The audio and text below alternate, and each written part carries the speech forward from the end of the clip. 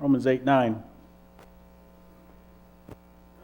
He says, "But you are not in the flesh, but in the Spirit, if so be that the Spirit of God dwell in you.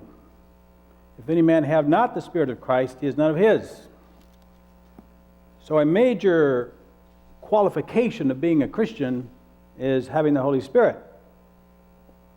We can profess whatever we want, but if we don't have the Spirit of God, Paul tells us it's not genuine. Secondly, 1 John 4:20.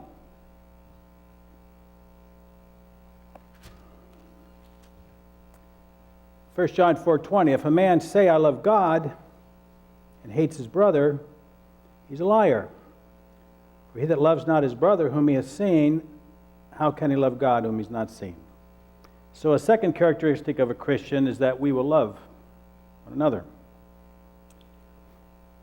This is the experience Ellen White spoke of those who are ready to meet Jesus. This is Desire of Ages 641.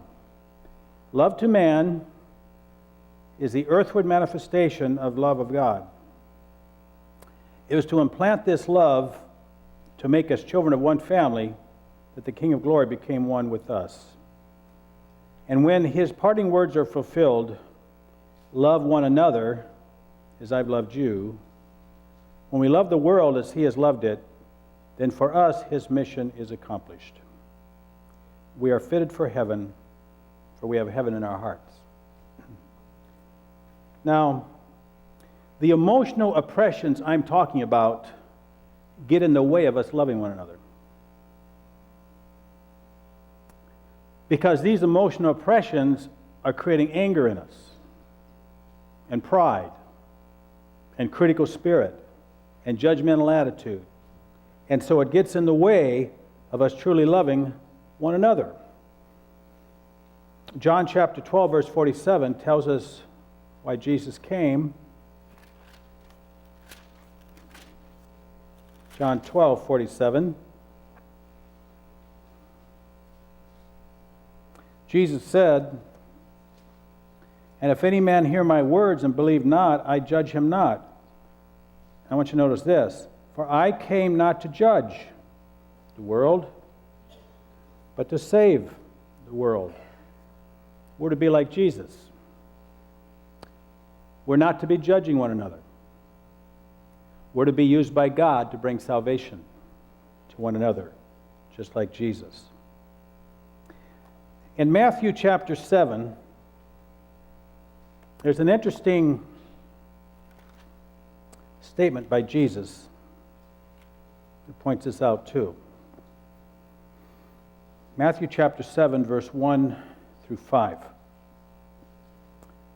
"Judge not, that you be not judged.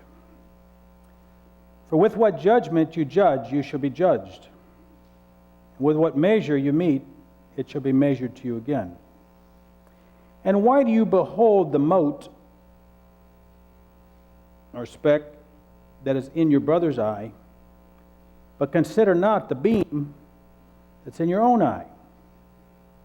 Or how will you say to your brother, 'Let me pull out the mote,' or little speck, 'out of your eye,' and behold, a beam is in your own eye? You hypocrite. First cast out the beam out of your own eye, then shall you see clearly to cast out the mote out of your brother's eye." These emotional oppressions that we have are like beams in our eyes that make it impossible for us to really help our brother because we don't see him clearly.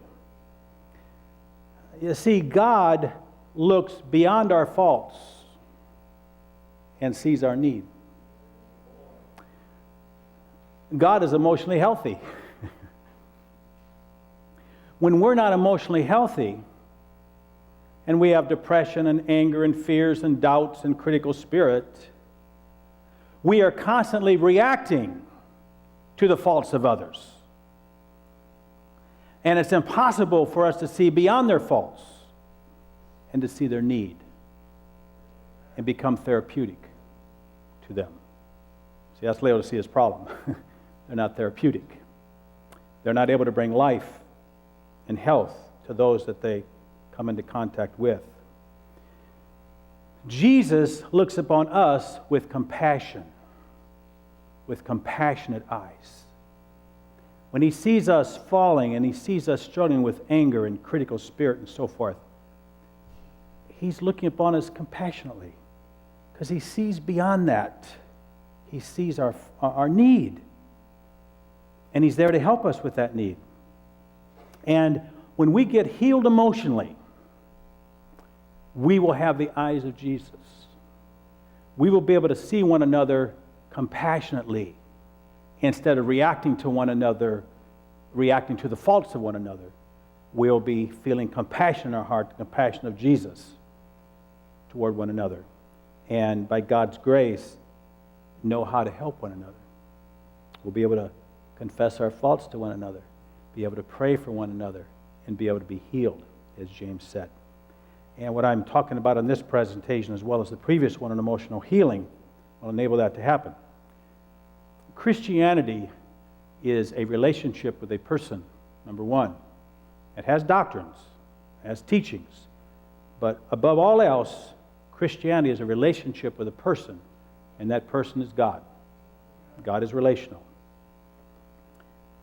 And knowing that God loves you is essential to that relationship with him. And Satan has done everything he can to mess that up in your life and my life. He's caused us to get hurt as children and have conditional love and conditional acceptance and all that stuff. And so we project that on God because that's what we know in life. And he's done everything he can to get in the way of us experiencing God's love. But as we come to know deep in our heart that God loves us, then we will be better able to experience the full deliverance that God wants us to have and become like Jesus. Ephesians chapter 3. This would be the primary text, the foundation text for this study. Ephesians chapter 3.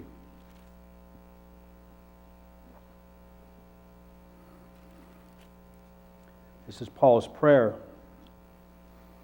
for the believers in Ephesus. Ephesians 3:16. That he would grant you, according to the riches of his glory, to be strengthened with might by his Spirit in the inner man. There's the baptism of the Holy Spirit. That Christ may dwell in your hearts by faith. Remember, Jesus dwells in us and lives in us through the Holy Spirit.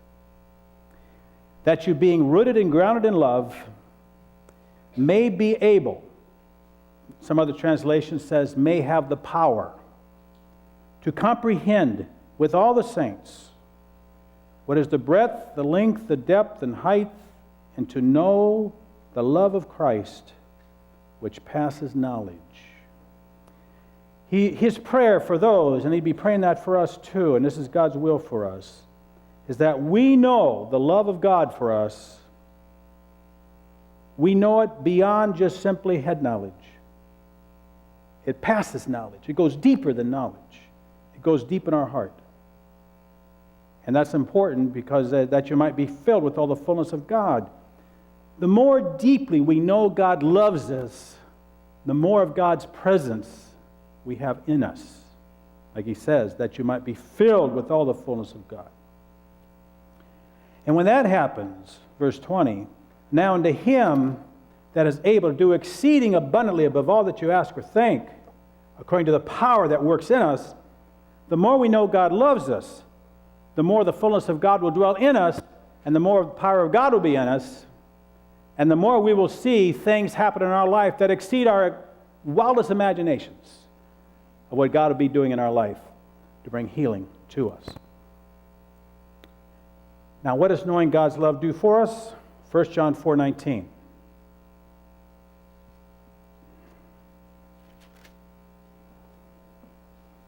Simple little verse, probably know it by heart. We love him, referring to God, because he first loved us. What that text is saying is that you and I can only love God to the degree that we know he loves us. If my knowledge of God's love is intellectual, if you were to ask me, Dennis, does God love you? And I'd say, yeah. Well, how do you know that? Well, Jesus died on the cross. And I list some things. But if it's simply intellectual, then I can only respond back to God in love on an intellectual basis. But the deeper it goes in my heart that I know he loves me, then I can love God back from the heart. So we can only love God to the degree we know he loves us. And that's what Paul was praying about. He says, I'm praying that you will know the love of Christ that goes beyond understanding, beyond knowledge. It goes deep in your heart. Because when you know that, some mighty powerful changes will start happening in your life. And then the same chapter, 1 John 4, and this time verse 21.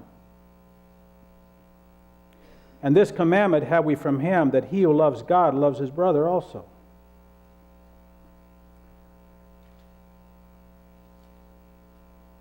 We can only love our brothers and sisters to the degree that we love God. And we can only love God to the degree that we know he loves us. That's why there's problems at times in the church. When we don't get along with one another, when we don't really love one another as we should, it's evidence that we don't know the love of God deep in our heart. Because the deeper the love of God goes in our heart, the more we love God, and the more we'll be able to love one another. It's all connected. It begins on this level, and it works itself out on this level. And again, Satan knows that, and he wants to get in the way, every way they can, to keep that from happening. Obedience is the same way. Jesus says, if you love me, keep my commandments. You see, if my knowledge of God's love for me is intellectual, then my love for him is intellectual, then my commandment keeping is intellectual. It's surface. But if I know deep in my heart God loves me, and I love him in return from deep in my heart, then my obedience to God will be from deep in my heart too. It's all connected. My loving God, my loving you, my obeying God, keep his commandments, is all founded on me knowing God loves me. It's at the core of all of it. It's at the heart of all of it. And in 1 John 4:18, he says here, there is no fear in love, but perfect love casts out all fear, because fear has torment. He that fears is not made perfect in love. The more deeply in my heart I know God loves me, the more of the fruit of the Spirit I'll be experiencing. Love, joy, peace, faith. I won't have fear. I won't have doubt. Because I know deep in my heart my Heavenly Father loves me, and I can trust him. All of these things are connected together. Now, the reason this is important on some other levels is when we struggle with sin. When a person struggles with anger or eating disorders, alcohol, drugs, pornography, I don't care what it is, they are trying to relieve pain. They're trying to escape the pain through the flesh. It doesn't work. It may give a very, very, very temporary relief, but what comes later is even worse. And so these are, again, symptoms of deep pain in the heart. And they're trying to relieve that pain through the flesh, trying to relieve that emotional pain. It won't happen. Now, the experiences that happen in our life Satan brings negative things into our life, especially in childhood, to try to get in the way of us experiencing God's love. And so in childhood, many times we get deeply hurt. We experience, and all of us to one degree or another have experienced conditional love from our parents, conditional acceptance. And that can cause us to have feelings of unworthiness and worthlessness and shame. And when that happens, it's human nature to develop self-protecting attitudes and behaviors. We don't want to get hurt anymore, so we're going to protect ourselves and to relieve the pain. Now I'm going to give you two lists here. Here are some self-protective behaviors when we feel worthless because of pain that we've had, especially in childhood. Anger, when circumstances seem out of control. Fear of emotion. Fear of experiencing feelings or getting out of control. Difficulty saying no to people. Fear of trying new things or fear of failure. Frequent depression. Compulsive sins or addictive habits. The need to succeed in order to be accepted. We might develop independent and self-sufficient behaviors to protect ourselves when we've been hurt. Here's some of those. Isolation and difficulty making close friends. Avoid getting into a position of need or dependence on anyone. Great difficulty asking for a favor or help. Being a much better giver than receiver. And when you do receive, you feel the need to repay immediately.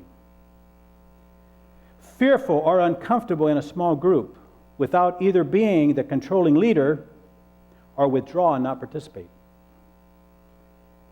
Feeling tolerated rather than accepted. I know when I read that for the first time, I could see myself there some. And I got a feeling all of us can. Those are symptoms of deep wounds that are in our heart. We try to avoid further pain by putting up a shell around ourselves. And that shell keeps people from getting too close to us, but that shell also keeps us from experiencing God's love deep within our heart too. So it becomes a barrier. We may try to avoid the emotional pain in two ways. Through the flesh, and I mentioned that a moment ago. Alcohol, drugs, anger, whatever. They're feeling the pain, they want to escape the pain, and they go to the things in the flesh. Or through religion, which becomes legalism. The idea there is if I can just obey God perfectly, finally I'll be accepted. That doesn't work either. Instead, it develops further problems. And I've seen some people go in a pendulum like that. They're in the church and they're into legalism because that's all they know is I can only be acceptable to God if I'm perfect and really obey God just right. Then He'll accept me finally. That doesn't work, and then they'll just give up and they go out in the flesh and get out there. And there's a lot of guilt out there because they had the other. Then they go back here. I've seen some people go back and forth. And it's all based on the fact they don't really know God loves them. God's love in their mind is very, very conditional. Very conditional, because that's all they've known. We have the concept backwards. We think that if we can really overcome our faults, our sins, and our failures, then we'll have peace. That's not true. It's when we have peace through knowing God's unconditional love, that's when we'll begin overcoming our sins and our faults and our failures. And our hurts, our wounds, our pain can only be healed in one way. And that's experiencing God's unconditional love. Love is the greatest healing environment. Greatest one. Jesus had two very important things in his life, and I've read this text several times. I won't read it again. When he was baptized, remember, he prayed, and he received the baptism of the Holy Spirit. He had that. And secondly, remember what the Father said? This is my beloved Son, in whom I'm well pleased. That's the second thing he had. He knew his Father loved him. You and I need the same two things. We need the baptism of the Holy Spirit, and we need to know that God loves us. Even when we're messing up, even when we're down in the pit of sin, we still know God loves us. That's the only thing that will allow us to get out. That's the story of the prodigal son, by the way. The only thing that allowed him to come back was at least thinking his father would be fair. At least he'd come back as a servant. He had his little speech ready.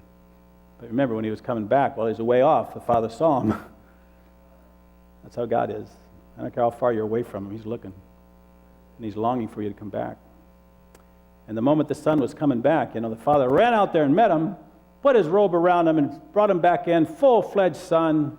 Everything was forgotten and forgiven. He didn't realize how loving his father was till he experienced that. That's one of the paradoxes of sin. Sometimes the farther we fall in sin, and we realize God still loves us, the more we love him in return. Because we know we're so undeserving of that love and of being accepted back at all. You cannot go so far in sin that grace won't meet you there. I don't care where you've gone. God's grace is there to meet you. And never think God doesn't love you. I don't care what you've done or where you're at. Never think that. So there's three things that we can do to cast down those strongholds that's in us, keeping us from experiencing God's love. One is to be filled with the Spirit, because it says the love of God is shed abroad in our hearts by the Holy Ghost. The Holy Spirit will put love in our heart. Also, it's what I call listening prayer. That text we read earlier today in 2 Corinthians 10, he says he'll cast down strongholds. We have strongholds in us. What they are, they're hurtful experiences in our past. That's a stronghold that's becoming a barrier to us experiencing God's love. Now, we may not know what they are, but if you're having any of these symptoms, you got them. You got these strongholds, these hurts, these wounds in your life. Now, God knows what they are. Now, when I went through the prayer of forgiveness with you in the last session, those are strongholds that you know are there. You know people that have hurt you. And in the prayer of forgiveness, you go through that prayer and you confess. We command the spirit of anger, bitterness, unforgiving spirit to depart. And you say, Father, forgive me for my anger, bitterness, unforgiving spirit. And then you say, Father, I forgive. So you know what that stronghold is, and you know what that wound is, and you forgive that person that hurt you. I forgive my mother, my father, whatever.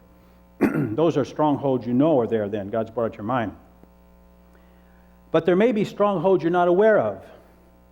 And I've had people that have told me that, they see the symptoms, but they can't recall anything. They blocked it. They don't know what it is that's in them that's causing them to have this depression or this anger, this critical spirit. And so there's what I call listening prayer, where you can ask God to reveal the strongholds that is keeping you from experiencing His love. You can ask Him to remove them, and He will reveal them to you. I can just share my own experience. When I first started understanding some of this, I said, well, I knew I didn't know God's love, and I'm still not there yet, believe me. I'm still wanting to know more deeply in my heart His love for me. But I knew to a great degree my knowledge of God's love was intellectual. And I didn't want it to stay that way. And I started asking God, is there any, strongholds in me? Show me if there's any that's keeping me from experiencing your love. And that's one of the greatest tragedies. God is so loving, and we know that's so little. That's a great tragedy. But that's going to change for that last generation. They will know the love of God more deeply in them than any generation that ever lived. So I began praying that prayer. And one day in prayer, I was praying, and I don't think I was even praying on that. And the Lord told me the story. By the way, I should say this. When I was 6 months old, I was adopted. course, I didn't know it at 6 months. And I didn't find out I was adopted till I was 23. And that's when I moved to and went off to seminary. So I had a chance to meet my natural mother and my birth mother and my birth father once. Met my birth mother numerous times, brother and sister and so forth. But I began praying to the Lord, and He began telling me the story of my adoption. I didn't hear an audible voice, but I heard His voice. You know, God will talk to us too, by the way. And He told me the story. See, when I lived with and I had good parents. I've always thought I've had good parents. The Smiths were very good. I'm glad I had the mother I did and the dad I did. But they weren't perfect, as none of us are.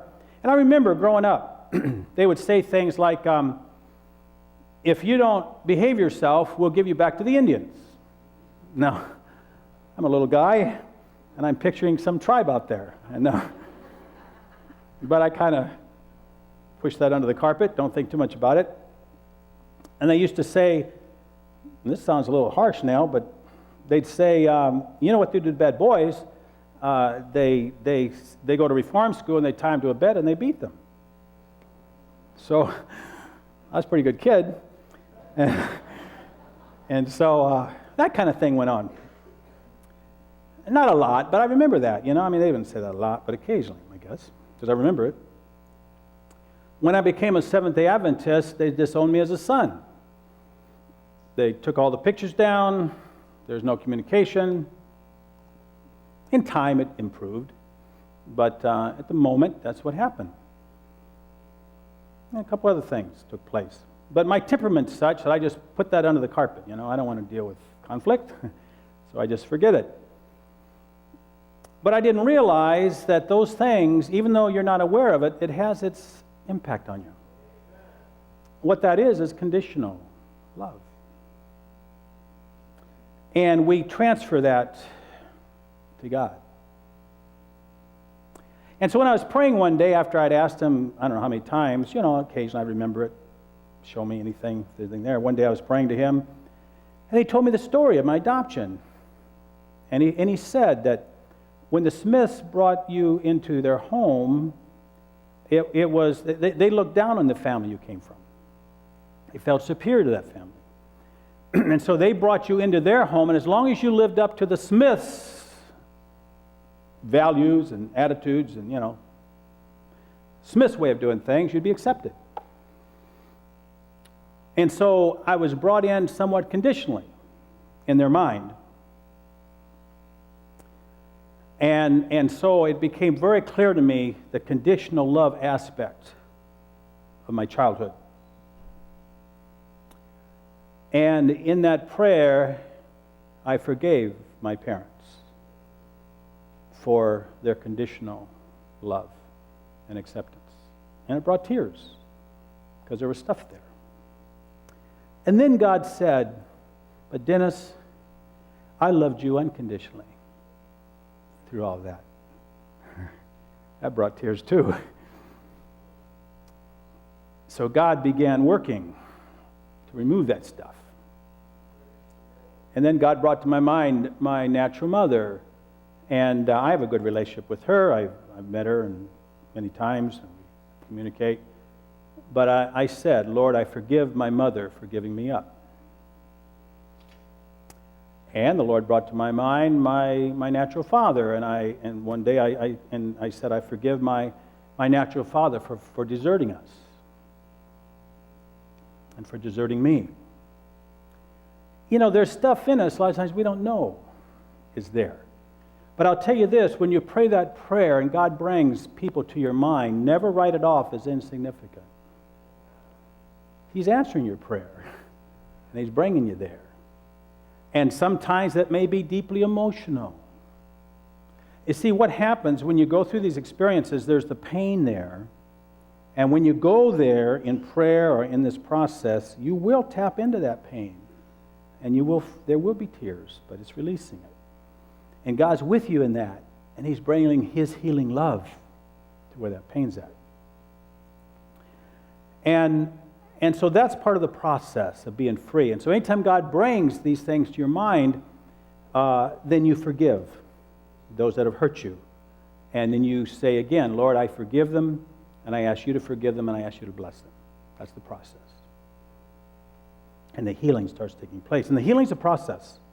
Again, you may not be healed instantly, but it's a process of healing, and there may be others there that need to be dealt with. In our fellowship group at our home on Wednesday night, it's been interesting. God's been kind of working with all of us in some of these areas. And I'll comment on this. You'd be surprised how many women and some men who are in our congregations that were sexually abused as a child. There's a lot of sexual abuse. And Satan knows how devastating that is. That is terribly devastating to an individual when that happens. And I've discovered that sometimes, and I won't say 100% of the time, but sometimes fibromyalgia is connected with that because the pain is so intense that it can lead to the physical symptom of that. Not all the time, but sometimes it is. And in our group, one of the ladies in our group, we're all pretty close to one another, and we pray for one another and deal with issues. And I've been showing a DVD set at church, which is especially for couples, but it can also be for singles. And it goes somewhat along these lines, not exactly the same way, but somewhat. And so I've had a couple Adventists call me who have read some of the books I wrote and asked if I was familiar with this particular individual and his teachings. I said no, so I looked at it. It looked pretty good. So one Sabbath, a few weeks ago, this fellow was talking about, he used an illustration of sexual abuse, a lady that had been sexually abused and how she was being healed. And this one lady who was watching it, who's a member of our fellowship group, she felt very uncomfortable watching that. She got up, went out to the kitchen, and came back a little later. And that was on Sabbath, and it was either Saturday night or Sunday, I can't remember which, she told me. We got an email from her, and she said that for the first time in her life, she realized she'd been sexually abused. It was so painful that she had totally suppressed it. She said what happened to her was that, because she'd been praying this prayer, God, remove anything that's in my life that's a stronghold, keep me from experiencing your love. It's like God showed her a vision or something. She saw this little girl, about 8, and she said, that's my dress. That's my shoes. Then she started looking at the scene, and she realized it was in a barn where she used to live. And she saw that her uncle was there.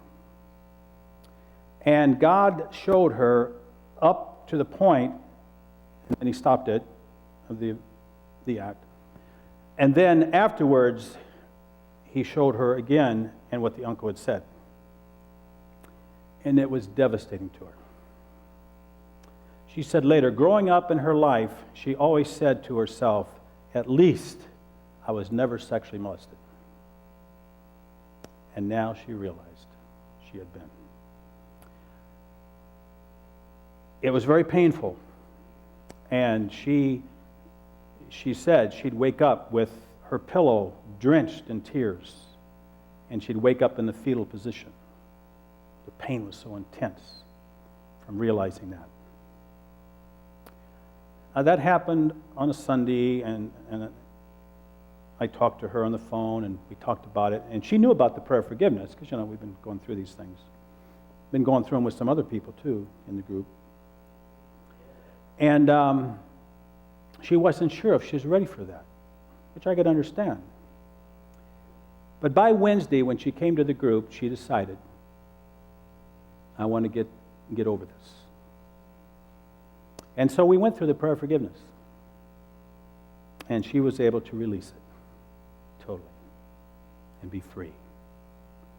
The shame was gone, the loathing, the anger, the bitterness. God moved in. And also she described, she said she could now look back at her life and see why she related to certain situations as she did. where before she didn't understand why she reacted in certain ways, but now she knew. And she described it, she said, it's like my heart's opened up more than it's ever been. And I'm experiencing a level of life that I hadn't experienced before. So this thing was in her, suppressing and creating some negative stuff in her life, and she wasn't even aware of it. What happens in these kind of situations, whether it's sexual abuse or severe emotional abuse, physical abuse, whatever, when it happens to us, it does severe emotional damage. And from that point in our life, it colors everything else we do. It affects everything else in our life. Now, God understands that. And it causes us to behave in certain ways.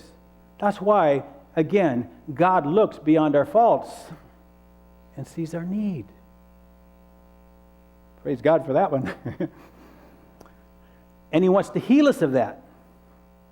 And that's why when we're healed, we can have the same compassionate eyes of Jesus and not be reacting all the time to the faults of others, but again, begin realizing there's a deep need there. There's a deep hurt there. We can see them with compassion. And so what happens when we go through that terrible experience, say as a child, it affects everything in our life from then on. And when the healing comes, God takes us back there. And I've seen in our prayer group, there's another lady that, it's interesting, God's brought the folks together in that, and several of the ladies in that group, we didn't even know it, had experienced sexual abuse. And one of the ladies, the struggle of going back there, and you may find yourself there, you may say, I don't want to face the pain of that. Whatever it is. But you don't have to be afraid of it.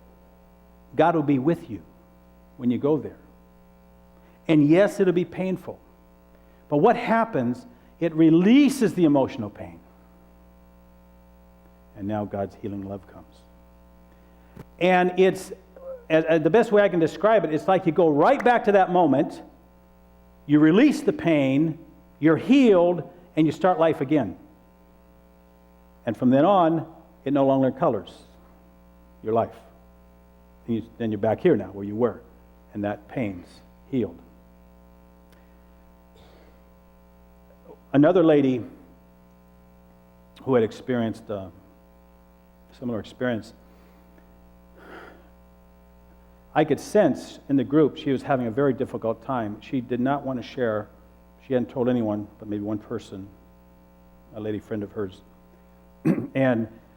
But God was moving and moving week after week. And one night she just had to say something, and we went through the prayer. She got it out. We went through the prayer of forgiveness, and she was released. That was on a Wednesday night. And the next Sabbath when I saw her, she was so filled with joy. And she said, you know, I used to hate that man. Now I feel compassion. Now that's a miracle of God to feel that towards somebody that did such a terrible thing to someone. But that's starting to get the eyes of Jesus. That's why Jesus said, as long as the beam is in our eye, we won't see clearly. But when we get the beam removed from our eye, then we can truly see clearly and help our brothers and sisters remove the specks that are in their eyes. And God wants to use us that way. He wants us to be so healed that we can truly confess our faults one to another and pray for one another and experience complete healing. That's the book I wrote on Spirit Baptism and New Wineskin Fellowship. That's what that's all about. And I long for the day when we have that kind of fellowship taking place with our believers around the world. The body heals the body. You know, that's true in the physical realm, right? God gave you an immune system. You get a bacterial infection, you get a virus or something, the body will go to heal it. You get a cut, if you're healthy, you get a cut, it'll heal. The body heals the body. The same is true with the spiritual body of Jesus. The greatest healing should be taking place in the body of Christ. The greatest spiritual healing, the greatest emotional healing, and the greatest physical healing. Now, I'm not against doctors and things like that. Please don't get me wrong, because God will use medical science to help us. But I will say this, on the emotional level, it does not take weeks and months and years to be healed. Our Jesus can heal you quickly, very quickly. And I've seen it, like with that one lady. Well, each one of these folks that's in our group and others that I've seen outside, that lady I read to you her testimony, these people were delivered instantly from the power that Satan seemed to have there. They were free. Jesus meant what he said, if the Son shall make you free, you shall be free indeed. And that's why I say that generation that's living when Jesus comes, I'm awed by it. They are going to be so free of any and every oppression of Satan, spiritually, emotionally, and physically. I want you to remember these things of God's attitude towards you. You know, by the way, if I were to ask, maybe I will, how many of you never heard your father say, I love you?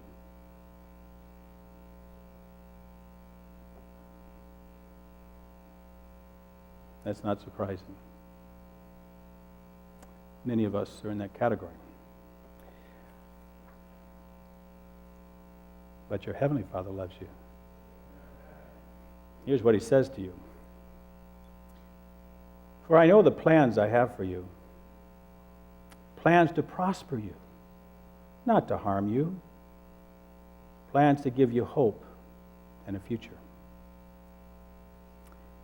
The Lord your God is with you. He's mighty to save. He will take great delight in you. Did you know that? Your Father is delighting in you. He will quiet you with His love. He will rejoice over you with singing. My son, my daughter, I love you. You're precious to me. You're the worth, the life of Jesus to me. I'm so proud to call you my son, my daughter. Let me wrap my arms around you and love you. You're secure in me. No one can shake my love for you or the destiny which I have planned for you. Who shall separate us from the love of Christ? Shall tribulation, distress, persecution, famine, nakedness, peril, sword? No. In all these things we are more than conquerors through Him that loved us. For I am persuaded that neither death, nor life, nor angels, nor principalities, nor powers, nor things present, nor things to come, nor height, nor depth, nor any other creature shall be able to separate us from the love of God, which is in Christ Jesus our Lord. And my prayer for all of us is that we will experience deep, deep in our heart that God loves us. That's at the heart of everything. Everything I've said today and yesterday, if we can experience that, that will be at the core of everything else. And we will be victorious when we understand then the weapons of our warfare. And through it all, we know that God loves us. Let us pray. Our gracious and loving Father, I thank you, Lord, for loving us. Oh, Lord, it's such a tragedy that we know so little of your love for us. But, Lord, I pray that by the power of your Holy Spirit, you will remove every stronghold that's in our heart and life, mind that's in us, that's a barrier to us from experiencing your love deep within us. Remove them, Father. Show us what they are. May we be free of these things so that we can know deep in our heart your love. And then I know, Father, we will have no fear. We will be filled with joy. We'll be filled with peace. We'll be filled with faith. Our relationship with you will be a relationship of love. We will love you with our whole heart. And then I know, Father, we will be ready to go through the final crises and meet our Lord. Because I know then we'd be willing to lay down our lives for one another, and we'd rather die than dishonor you. Bring us to that point, Lord. I know that's your will. In Jesus' holy name, amen.